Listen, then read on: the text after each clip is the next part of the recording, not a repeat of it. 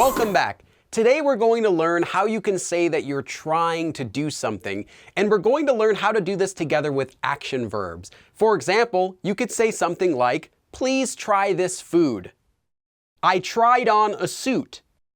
I tried learning Korean. Or I want to try to make sushi. And to say this, we actually need to use the action verb 보다, to see. And in order to do this, we need to first start with a conjugated action verb. So conjugate an action verb as usual, but without attaching the 요 to the end. Then use the verb 보다, to see, and conjugate it. This form literally means to do something and see.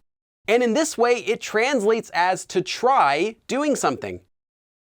For example, 김치를 먹어봤어요. I tried eating kimchi. Or literally, I ate kimchi and saw how it went. 반찬을 만들어 보세요. Try making side dishes. Or literally, make side dishes and see how it goes. So there's a little bit more to this form, but let's first just do some example sentences using it. 한국말로 말해 보세요. Try saying it in Korean. 두 번 먹어봤어요. I tried eating it twice. Note that the counter 번 is used to count the number of times that something happens. And it's used with pure Korean numbers. So here, 두 번, 2 times or twice. 그 연예인을 만나보고 싶어요. I want to meet that celebrity and see how it goes. 이 드레스를 입어보고 싶어요. I want to try on this dress. Or literally, I want to wear this dress and see how it is. Note that there are several verbs for saying to wear, depending on how something is worn. For items that are just worn over the body, such as shirts or pants, use the verb 입다. 저 양말을 신어보세요. Try wearing those socks. 안경을 써봤지만 불편했어요. 그래서 벗었어요. I tried wearing glasses, but they were uncomfortable. So I took them off. 누구를 좀 만나봐요. Try meeting someone. Okay, we still need to talk about this 보다 form a little bit more, but let's take a quick break and look at this sentence here. 누구를 좀 만나봐요. Here, 누구, meaning who, can also be used to mean someone. And in fact, a few other question words that we have can also have second meanings like this. For example, someone can be 누구 or 누가. Something can be 뭐. And somewhere can be 어디. For example, 뭐 먹었어요? Could either mean, what did you eat, or did you eat something? So then, how do we even know if 뭐 means what or something, or if 누구 means someone or who? This can just be guessed by the context of the sentence. But it can also be guessed by the intonation. When you're saying these words, to emphasize that you mean someone, something, or somewhere, just put a higher intonation on the verb instead of on the word. For example, if you put intonation on the word, you get 뭐 먹었어요? What did you eat? Or instead, if you put intonation on the verb, you get 뭐 먹었어요? Did you eat something? So using the 보다 form, you can actually kind of make a suggestion to someone by saying try something.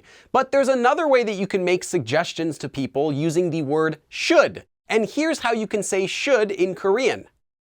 To say should, combine the 음연 form with 좋다, meaning to be good. So this literally means it's good if. For example, 지금 떠나면 좋아요. You should depart now. And to say should not, combine the 음연 form again, instead with 안 되다, meaning to not be okay. So this literally means it's not okay if. For example, 지금 떠나면 안 돼요. You shouldn't depart now. Alright, so we've learned the basics of how to use this 보다 form. So now let's take a look at an example conversation between two people, 지수 and 제니. First, 지수 says, 제니 씨, 뭐 해요? Jenny, what are you doing? 초밥을 좀 만들어 보고 있어. I am trying to make some sushi. 와, 진짜요? Wow, really? 맛있게 만들었어요? Literally, did you make it deliciously? Or more naturally just, did it turn out good? 아니, 별로 맛있게 못 만들었어. No, I couldn't make it very deliciously.